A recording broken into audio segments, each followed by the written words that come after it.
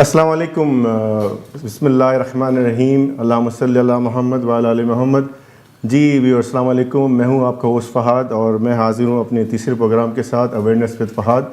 और आज मेरे साथ बहुत ही ख़ुसूसी मेहमान हैं और बड़े यंग हैं माशाल्लाह, और उनका नाम है ज़ुहैर ज़ैदी। मैं आपको तारुफ़ कराऊँगा इनसे। ज़ुहैर, अस्सलाम वालेकुम। जी, मेरे प्रोग्राम में अस्सलाम वालेकुम। कैसे हैं आप? खैरियत से हैं? मैं ठीक हूँ। ज़ुहैर, पहले तो मैं आपसे पूछना चाहूँगा कि आप कहाँ पैदा हुए और आप कहाँ से ताल्लुक़ रखते हैं और कब आए आप कनाडा, और आप अभी क्या कर रहे हैं? जी, so I was born in Abu Dhabi, United Arab Emirates. अच्छा. I grew up in Abu Dhabi and Dubai, United Arab Emirates, and then I actually moved to Toronto back in 2008 when I was in grade 9.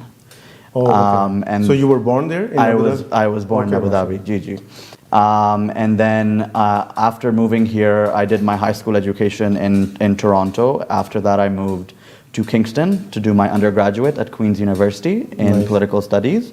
At which point, after that, I actually moved to Waterloo for my master's in public service. Okay. At the University of Waterloo. Nice. And now I'm currently working for the provincial government at the Children Youth at Risk branch at the Ministry of Children, Communities and Social Services. Nice. So what is your position right now? Like, what are you working as? Like, my position right now is the advisor to my director of the branch of the Children Youth at Risk branch. Okay. We deal with basically the child welfare system, mostly children in care. What that means is children who are in foster care, in group care, in foster homes, and in group homes, how government can serve them and how basically government develops policy and programs to ensure their safety and ensure that they are getting the services that they need. so you advise them about their policy, basically? We create the policy. You create the and we policy. create the regulations and the Okay. legislation, and we amend any legislation as we are government. Yes. अच्छा, मुझे बताएं कि let's ask you about like what motivated you to build a career in this position, and how did you started your career basically? That's a good question. Thank you.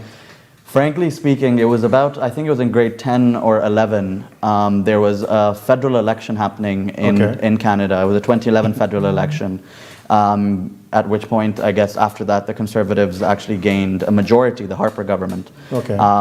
That election, my friends and I, we worked with our student council in school to come together and create a debate for the candidates who were running in our area to come into school and present their policies to us. Which school was that? This was Earl Haig Secondary School Okay, in basically Toronto. high school. It's a high school. High school, okay. So this was in grade 10 or 11. And they came in and they very well knew that we are children, we don't vote, but they still, we appreciated their effort to come one evening and during an assembly have an actual debate amongst themselves and to bring focus on the issues of that time.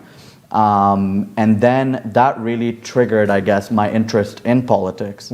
So I started applying to different internship positions. I started applying to different volunteer positions. I started to get involved with the community slowly. Started to build relationships with various members of parliament at that time, various community leaders at that time within my neighborhood, within my constituency. So we're talking about the high school time. High school time, GG. Okay. And then in university, I applied for an internship.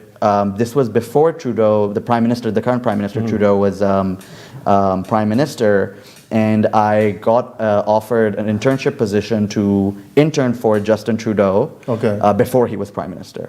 Okay, so before he was Prime Minister. you were kind of a secretary to the... We were a group of 6 interns. 6 interns, okay. We were a group of 6 interns who were working for the party at that point, the Liberal Party of Canada. And this happens right after high school? So this happened in about second or third year, actually, I should say, of university. Third year of university. In the summer of, I had my big breakthrough, and I got in. At that point, it was a very unique situation because we were going through a couple of federal by-elections and elections, so we actually got live experience of how election cycles work and how campaigning works. And that really did me well for what was to come, because after that, I ended up going to Ottawa. Actually, no. Before that, I got a second internship, except at the provincial level, for the premier, Kathleen Wynne. So I went from federal to provincial for the alternate summer, And then after that, once the federal election hit, I basically refocused myself to federal politics, at which point I got hired as a position to go to Ottawa with my member of parliament at that point of Willowdale. That was Ali Ehsasi. Okay.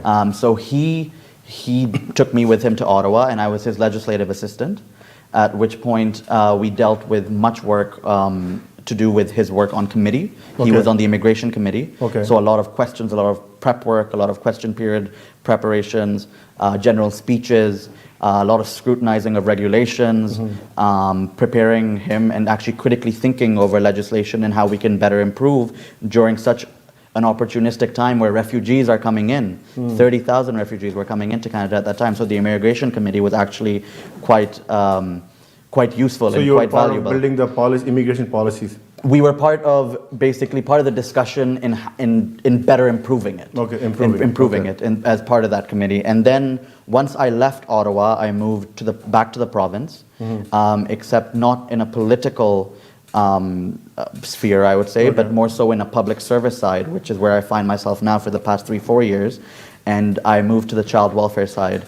And that is what I do now, which is we're basically working in transforming the whole child welfare system to ensure that service delivery models are efficient, to ensure that we're getting children and the youth in this province, especially the ones that are at risk, what they need. Okay. So mainly your two domains that you have worked on is immigration, I would say, and child welfare. Yes, I think that would be correct. Those are the two, I would say. Yes. So how would you want to tell my viewer, like, how did you get the first job? Like, was it an internship or? So I would want to say to anyone, I think, any youth who's trying to get involved into politics or into the public sector, frankly, for that matter, it's extremely important to understand that relationships are central to advance yourself in your career, especially in the public sector. Okay. What I did was, frankly, I basically built my relationships with community leaders, and I volunteered a lot. So different MPs' offices, different MPPs' offices, and I built those relationships. I showed up to events that were happening where I knew a councillor or a member of provincial parliament or a member of parliament was showing up in order to make sure that they start recognizing me. And eventually, once elections came in, I started volunteering. I was extremely engaged in those campaigns, so that I could also build my name, but also fulfill our common objective of getting this person elected. And it obviously taught me a great deal because campaigns are raw human emotion. So what they were seeing in you, why they elected you, like what qualities they're trying to expect from you that you think it will help my community people to So I think when it comes to the Pakistani community as well, I think the one thing I was told very early, it was that we were told I remember this actually, it was when we were interning for Justin Trudeau, one of his advisors came up to us and told us a very good advice. He said, in this part of your career when you're young, and you're still you're still in school and you're balancing both your career and your schooling, it's good to be yes men. So just say yes, even if it's just merely picking up a coffee or if it's being in a meeting with the Prime Minister or at that point the leader of the party, right? You say yes, sure, I'll be there. There's no fuss about it, and I think you need to find that really inner motivation to do it. And ultimately you have to enjoy yourself, and I think being in politics, you tend to enjoy yourself because it's a remarkable experience. It's extremely fun. You build friends for life. You're always willing to have each other's back. You're always willing to help each other out. So that's definitely something that I would advise the youth. So the first internship position you got, so did you apply on the Yes, I actually applied. Funnily enough, the internship that I applied for the Liberal internship and I applied for the Conservative internship. At that point, obviously, you're young. You don't want to align yourself too heavily with the party. You want to give yourself the freedom to think and to mold yourself. And the first call I actually got was from the Liberal Party. So once they called me, it was my first call, and I said yes. So I actually applied online through the party's website. Which still goes on actually every summer. Did you get any reply from Conservative? I actually did not, no. which I don't know if it was a good thing or a bad thing just yet. Right. Good. So another thing that in terms of the career thing, I know a lot of people have question about is what program exists for the youth generation so that they can come into public sector side? So there are numerous programs. First and foremost, I think if you feel strongly aligned with an ideology at a young age and you want to apply through the party mediums, I think it would be helpful for you to apply. There's a summer internship program for at least two of the major parties in this country, the Conservative Party and the Liberal Party. They have summer programs that run where you will have the opportunity to go work in Ottawa or at a constituency office as an intern. And so those are two ways of doing it. The federal internship program, you can work within the public service actually, and that is basically you are working through, say, Stats Canada or a different ministry as a government official. You're an intern, you're a co-op student, right?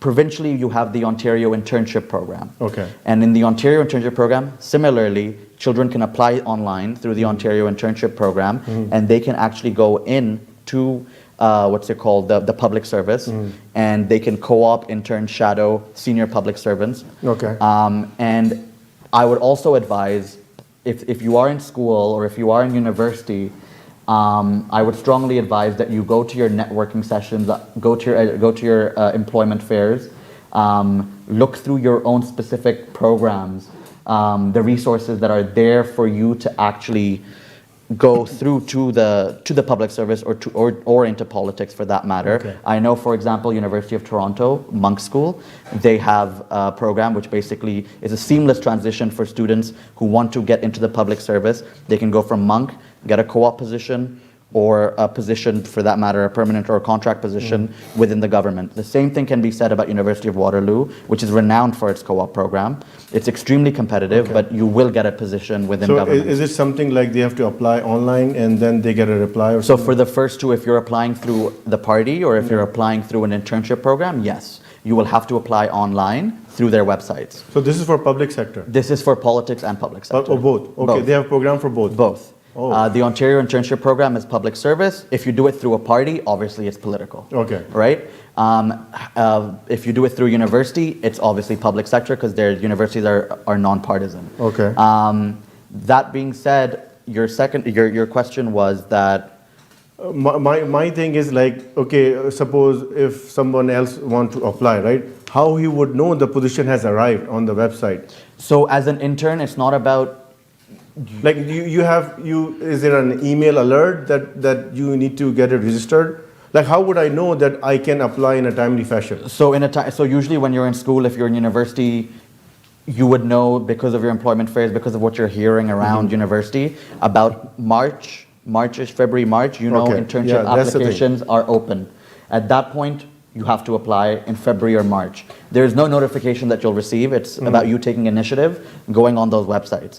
Then obviously when you're looking at more so the public, the public service side, and if you're doing it through university as well, again, it will be basically connected to your program if you're in global affairs or if you're in political studies or any political science for that matter, right? So it'll be connected to your program, and that way your professors or your guidance counselors or your counselors will be telling you that, all right, at this point your co-op competition starts, so please start applying through your schools. So is it in the first year, second year, or third year? Like when you can? You can apply any time really. It's So as not soon as they limited. enter university? At university level, you can apply. So in March they can right. apply. At So- the high school level, at the high school level, there is every kid I think in this country needs 40 hours of volunteer service, correct? Right. And MPs' offices and MPPs' offices and councillors' offices are open. Okay. They need volunteers. So they in need high hands. school they can work as a volunteer. As a volunteer, So they to can get those collect those volunteer hours. hours. Exactly. And then when they go to University of Toronto, Waterloo, they can enter that program. Exactly, and Right, then that's they can number two. apply, and they Yeah. can compete, And also they can apply in Ontario. What's the name? Yes, of? the Ontario Internship Program. Okay, so Yes, those the OIP, two things yeah, basically. OIP, OIP. the Ontario Okay. Internship Program. Okay, perfect. That's very good to know for my viewers. Okay.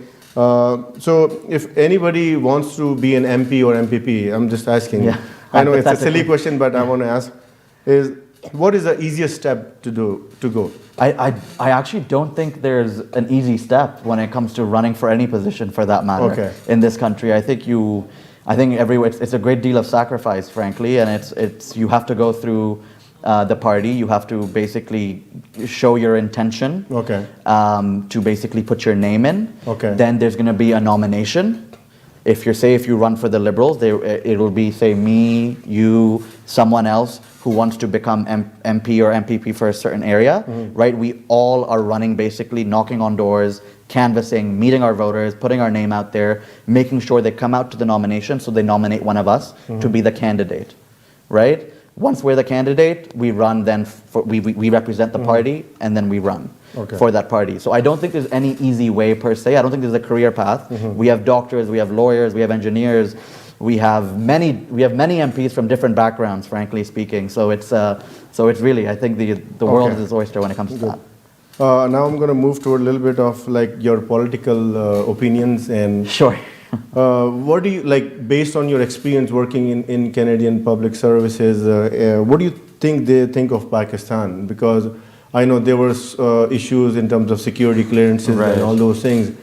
So, what do you think they can do? First of all, what they think of about Pakistan, and secondly, how we can get the security clearance level to a low kind of a thing, so people can, public officials can visit Pakistan and we can have a lot of joint ventures and all those things. So, a couple of years, Pakistan's made tremendous progress, I must say, over the past few years.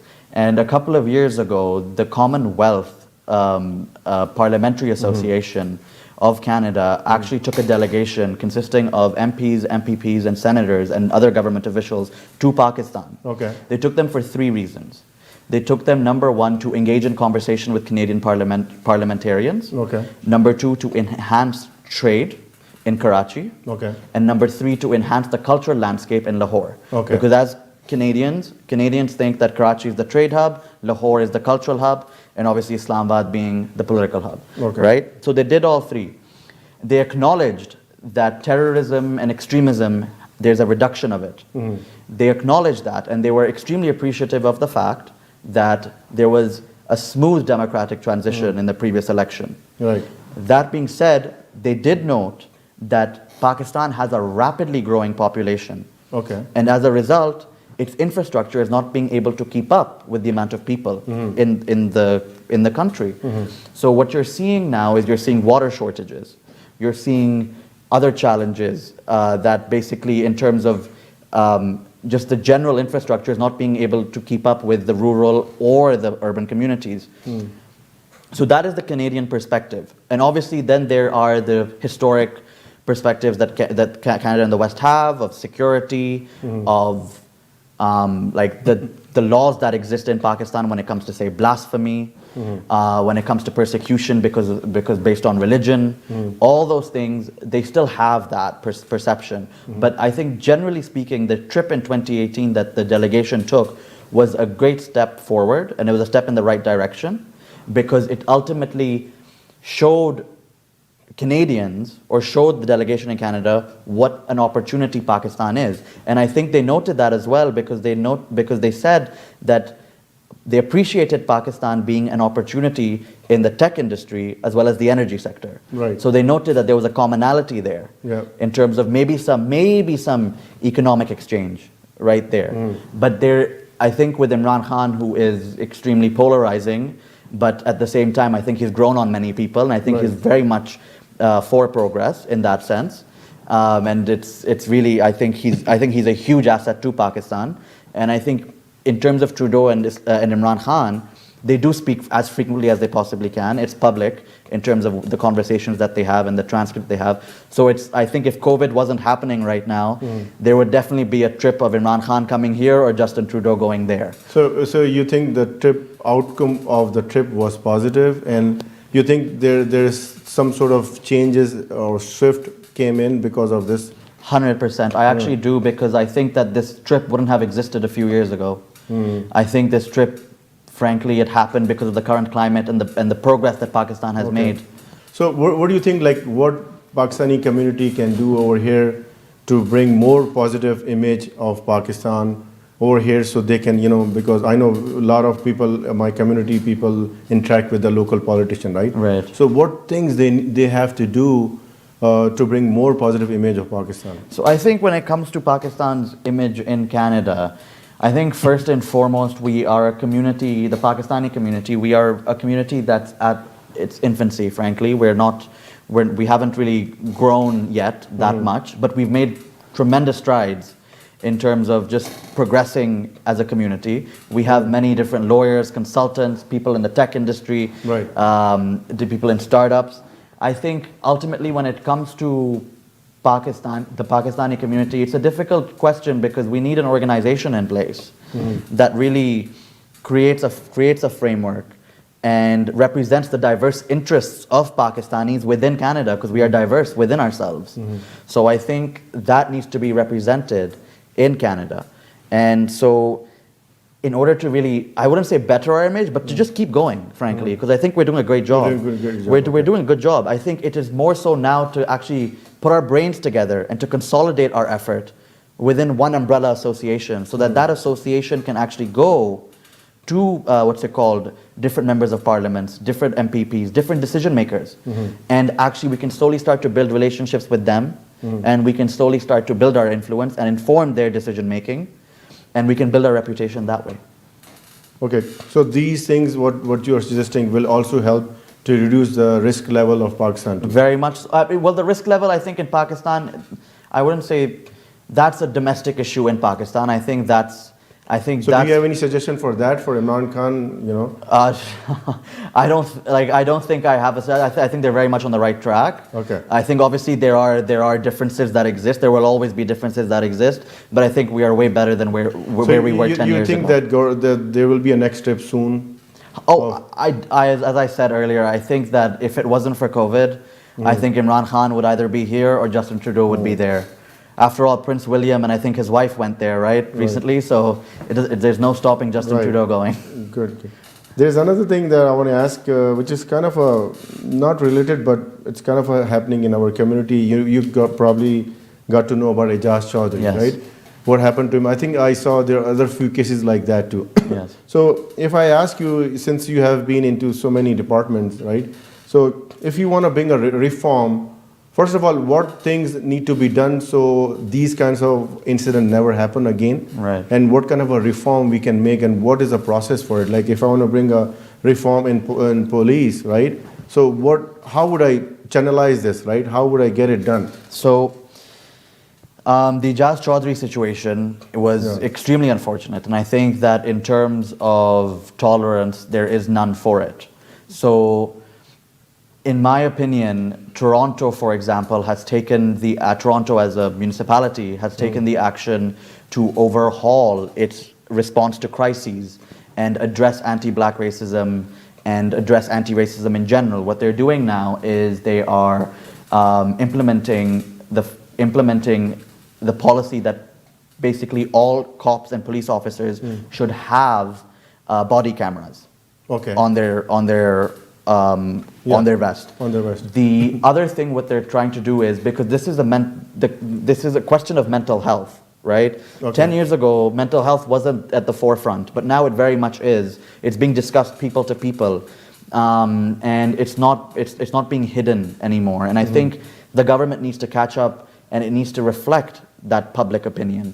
So I think what they're doing now, it's unfortunate that a situation like Awaz Chaudhry should be used to trigger government action. Right. But what I think what they're doing now is they're, on top of that, John Tory, the mayor of Toronto, is actually is creating units within the police force that will handle non-police led crises, which means mental health.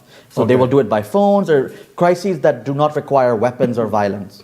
So he's creating that to ensure that mental health. So you're saying if this policy will be in effect, that Awaz Chaudhry, like people, they're going to call there first instead of calling 911? Yes, they're going to call those lines suggestion. first. So that's what's being implemented. Okay. Those are the things that from a federal perspective, the Minister of Public Safety has actually come out, and in light of all the protests that are happening in this country and in the US down south, as well as in all over the world for that matter, the Black Lives Matter movement, what the Minister of Public Safety has basically stated he's acknowledged that the Canadian justice system needs to do something about this. So what he has done is what they're trying to do actually is trying to find a solution to figure out how the RCMP officers can track force-related incidents so that accountability can fall at the back end back to the police officer in case there is some kind of malpractice. So there is an accountability in place. If they're basically trying to figure out a way to change the way they're tracking incidents. Like, give me a use case, like example. So say for example, I'll give you the Awaz Chaudhry case, right? Say for example, if it was an RCMP officer, right? Yeah. Say there's a camera on him and everything, right? How would they track it back to hold the police officer accountable? So they're trying to figure out ways to track so that accountability measures are in place. Okay. Right? For the police officers as well. And it's going to be live tracking. So yeah, it'll be live tracking, right? So that's what they're trying to do. They're trying to make sure of these basically that these measures are in place so that Awaz Chaudhry situations or George Floyd situations are not repeated, right? Now, but they're also what they're trying to. It's an ongoing conversation because from a federal point of view, they're trying to understand what they want and what the country needs, and what the public wants and what the police wants and what the country needs. So I think it's an ongoing conversation, but it's definitely happening now. But immediate resolution is camera, and now they're building lines for people, say, who are suffering from mental health issues. And you now have lines. You have now crisis response teams that are not necessarily going to come with guns. And they're not going to come with or like any weapons. They're actually going to come. So they will decide basically if there is a police required. Right. And ultimately, I think mental health reform, I think in terms of programs, in terms of competency training, that all needs to happen within the police force. That already exists, but I think there's now more focus on that. Okay, perfect. This is a very informative conversation that you are telling. This is a little bit of different question, but I want to ask you. For sure. I know maybe. Why do you think people are not joining Conservative Party? and what do you think needs to be changed so people can join?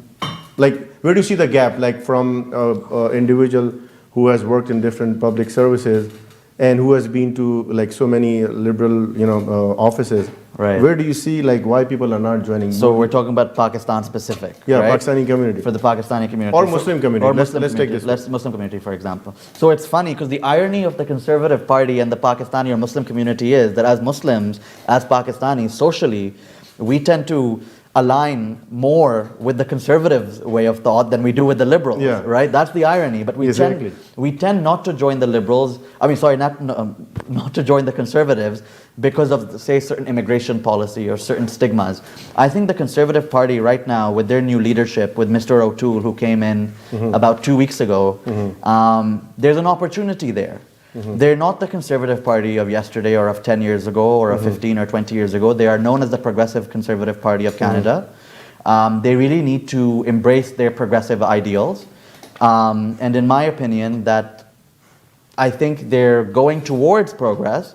And I think Mr. O'Toole has said in many interviews that he does want to not alienate, not just to cater to the base of the Conservatives, not just the Conservative base, but to also basically embrace the diversity in the country and to make sure that they recognize it and they welcome them into their party and make sure that they position themselves as a government in waiting so that they are reflective of those diverse interests in this country, right? Especially the Muslim community, because I think the Conservatives have a lot of potential with the Muslim community, but they're not using it well, right?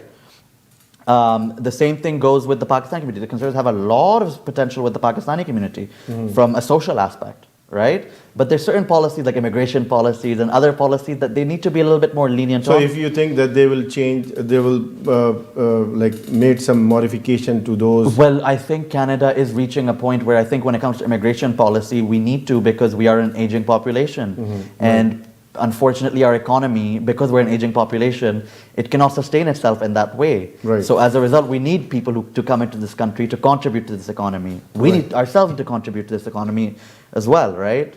In order to grow this economy. So I think each of the parties are really slowly but surely realizing that.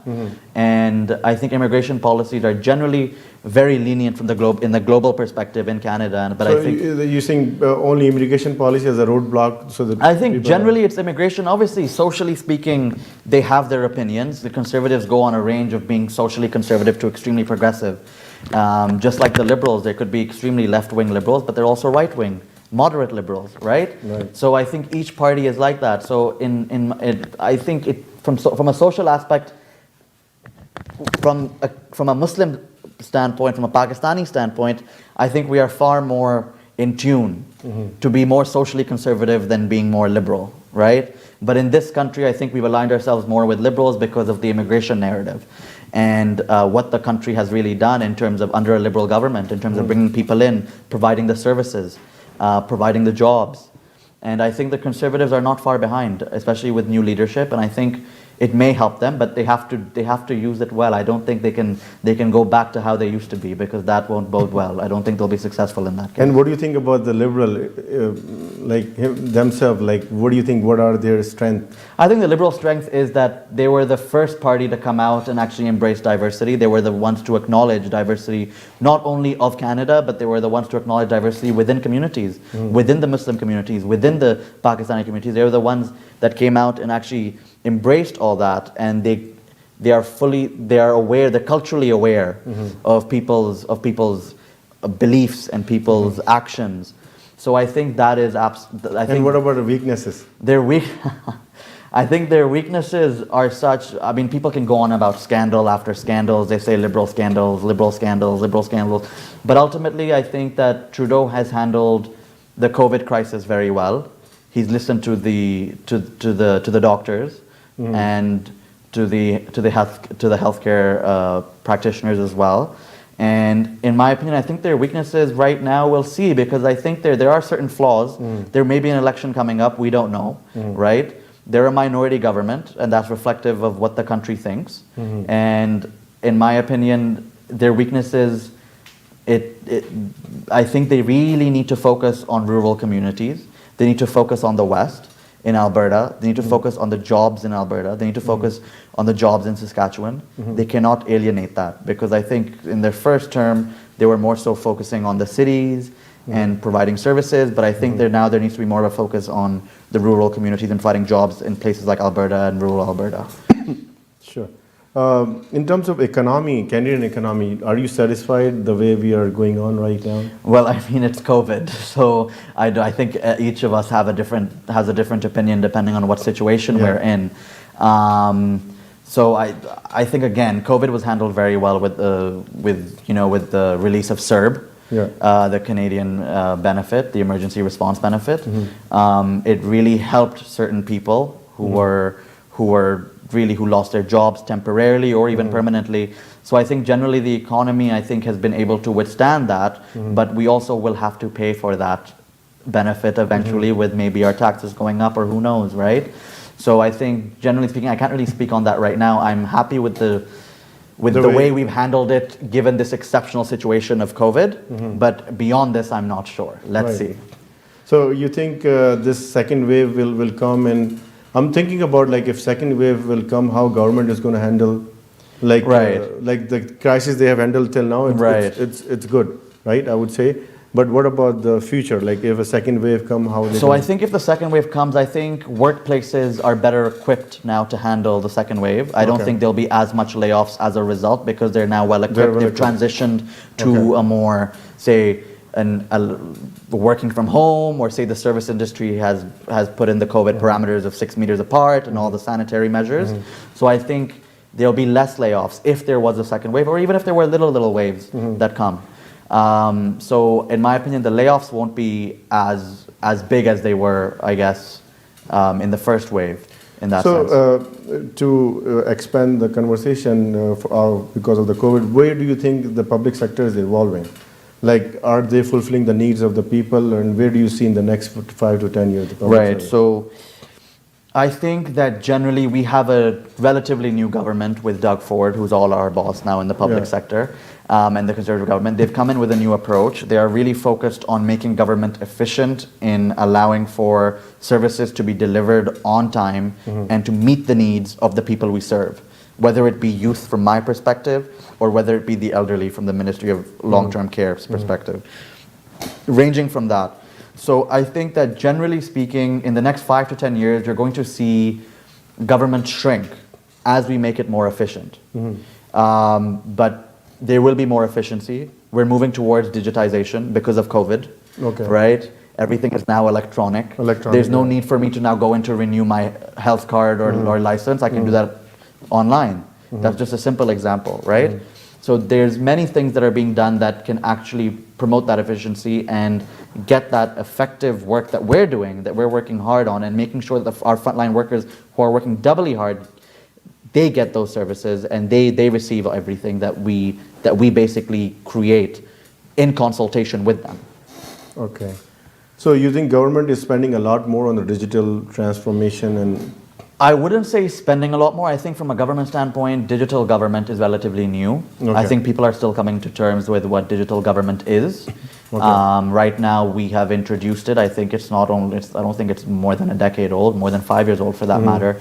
But they are there, they are a resource. They're helping every ministry digitize their records, digitize the services that they provide to an online platform. And they're basically allowing for basically the end-to-end user to have that experience that's number one, digital, and number two, it gets them what they want. The outcome is there. Okay, got it. Perfect. What do you think about the recent election that is going to be happening soon in US? What will be the impact of that on Canadian economy, and where do you see it? Like how is going to be impacting us? Whether whoever is going to win, like Democrat or. So I mean, it's your guess is as good as mine about who's going to win. The Americans, as we've noted in 2016, are extremely unpredictable. But from a Canadian standpoint, 1/3 of the Canada's economy depends on the United States of America. The Windsor-Quebec corridor, so basically the 401, is the busiest trade route in the whole world. It basically all the goods and services go through that. Right? Not all, but most of them, I should say. So we are extremely interdependent on each other. Back in 9/11, when 9/11 happened, the border closed down for a few hours, and the Canadian and the American economy was about to collapse if it didn't open at that exact moment. That's how dependent we are on each other. Lumber, tariffs, all that. We know that President Trump has enforced tariffs on our aluminum and all that stuff. But ultimately, I think that the election, despite the election, whatever happens, from an economic perspective, I think Canada's relations with the US will persist. We've been through worse, and we will go through worse, but I think it will continue as is because of the economic interdependency that we have on each other. And in terms of a political standpoint, I mean, who knows what will happen in that election, Trump or Biden. I mean, it's anyone's guess, but we all know as Canadians, we all know who we want to win. But I mean, let's see. I think that if Trump wins, it'll be dangerous because I think it'll from a global standpoint or even from just a regional standpoint, it'll reinforce a narrative that's being built there, and a narrative of instability and violence and discrimination. And I think 4 more years will reinforce that, and that will be dangerous. And I think. But as Canadians, I think we're pretty comfortable. Our borders are closed. We're not looking down. We're only looking up or left or right. So we're good. Good. So in terms of the foreign policy, one thing I remember that for Canadian, like right now, we don't have a good relationship with, like, usually you probably heard about Saudi Arabia, China and all. And you have worked a lot on those sides too. So what do you think, like how we can excel in foreign relationship between other countries, so we can make it more better, so with we can Saudi, do more China, with Saudis, China, and all. And UAE. So I'm going to basically say that with Canada's foreign policy with Saudi, for example, it was, when I was younger, it was defined to me as necessary, but also limited, and it was flawed as well. It was cordial as well, but So it's an extremely unique situation because I think the issue that you were telling me about, just that you mentioned just now, about the armored vehicles that we gave for $15 billion to that we sold to Saudi Arabia. It's most of our foreign policy to Saudi Arabia is done through the U.S. Okay. Through our ties with the U.S. Oh. So Saudi is a global player. We have to accept that. Okay. It's a regional power in the Middle East. We have to accept that. Canada shares two common interests with Saudi Arabia. It is containing Iran and their opposition to ISIS. So those are two things that we share in terms of our common interests. Now, obviously our values are different, how we see the world is different, how we treat our people within our countries are different, within our jurisdictions are different. So there is a controversy there, but ultimately I think that people don't really know that the fact that we actually gave those arms to Saudi Arabia for $15 billion, we in turn actually made 3,000 jobs in Canada. The Canadian defense industry benefited significantly by us creating 3,000 jobs. So majority of our relationship with Canada is number one through the US. And number two, it is about cost benefit. And it's about weighing those costs and benefits. And it's far more beneficial to keep our relationships with Saudi Arabia than to undermine it.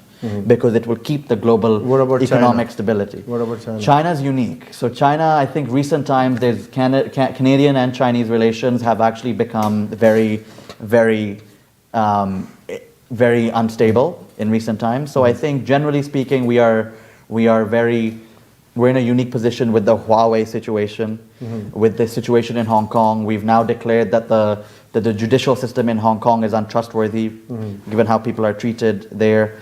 So I think it's a unique situation, but I think we're kind of in a standoff now where we've set our set of values, they've set their set of values.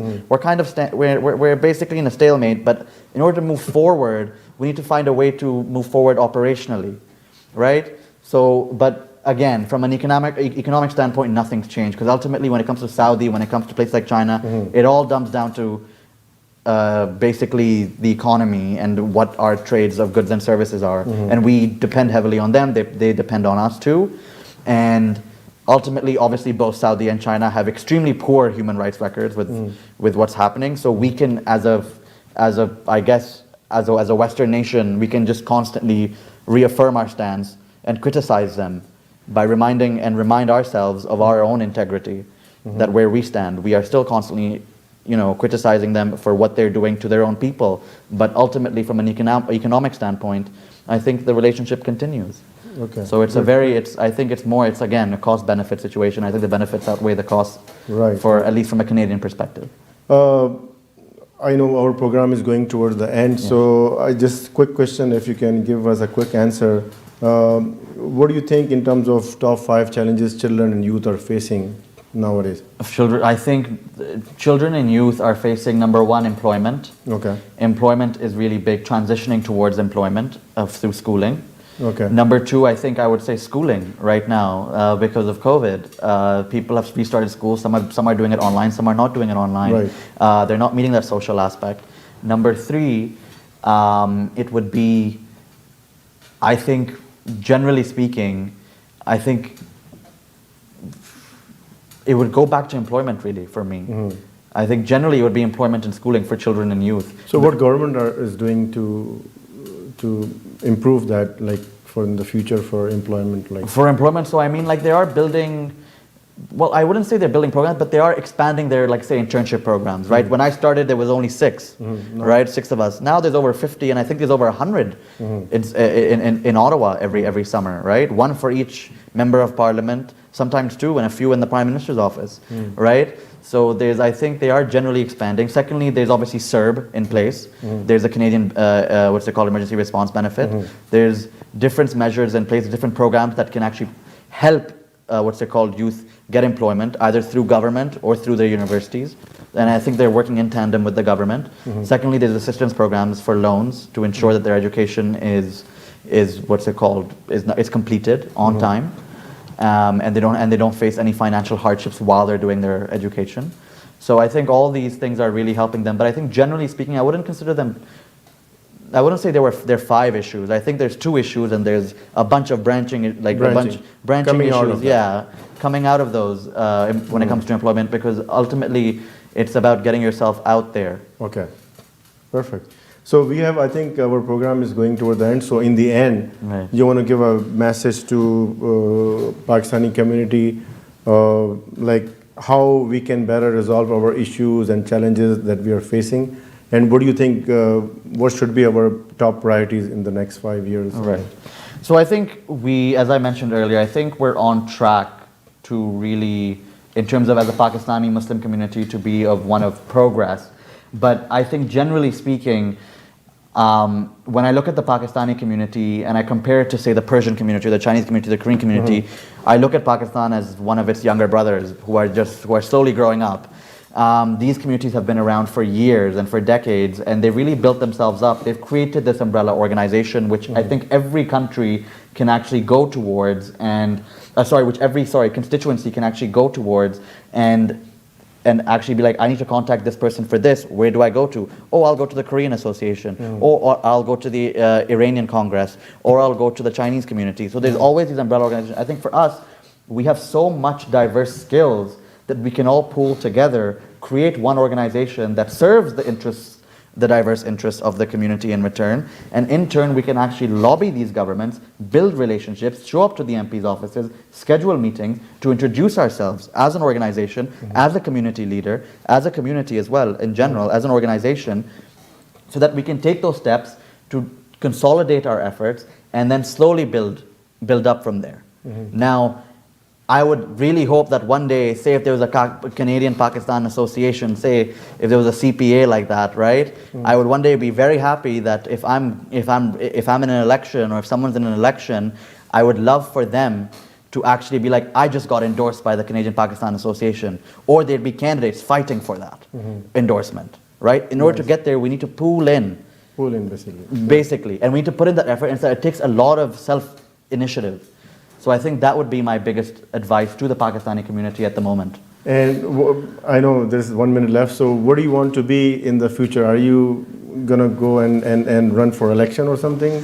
So you want to share with my community? So I took a 5-year gap between my master's and now. So I've been working for 5 years straight. I think I'm going to be going back to school, to law school for in next September. Okay. So I think after that we'll see. First, let me become a lawyer, and then maybe. So how long is it going to take for you to become? I think about 3 years. After 3 years, I'll definitely consider. It is definitely on my list to run for some position. I definitely want to continue. Serving the community. So for sure. So the request to the community, whoever is watching the show, that we have a candidate now. No, not yet. Who wants to run for next MP. So definitely, and I want to thank you again that you came here. Thank you for having me. And it was really informative, whatever you have told us. So inshallah, I will come up with another program, and inshallah I will come up with another session. See you guys then. Take care. Assalamu alaikum. Assalamu alaikum.